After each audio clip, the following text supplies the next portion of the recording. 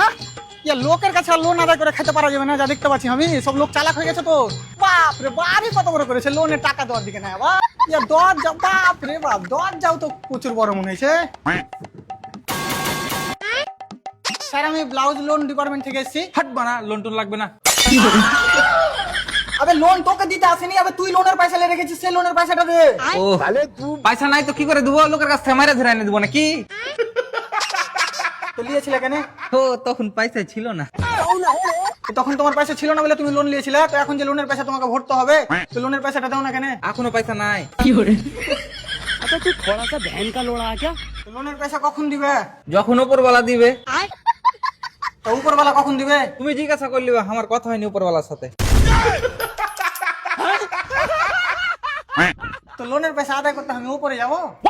তাহলে লোনটাই কারার মতন মাফ করে দাও। দেখ ভাই, হারামের পয়সা খেয়ে এখন পর্যন্ত কেউ শান্তিতে থাকেনি। ও তোমরা শান্তি না পাইলে আমি খুব শান্তিতে আছি। ये क्या हो गया? ये क्या सुन रहा हूँ मैं? যাও আজকে ফিরে যাও। ফিরে যাও? ফকির পাইলে নাকি বুঝে ফিরে যাবো? ভালো লোনের পুষ্টি বেঁচেছি মারা। না ইয়ার লোন আদায় করে খাওয়া যাবে না। আব্বাকে বলবো একটা ভালো ঠিকাদার ধরতে, ওর কাছে গাড়ি চলে যাবো। তোর ভালো রায় কাজ।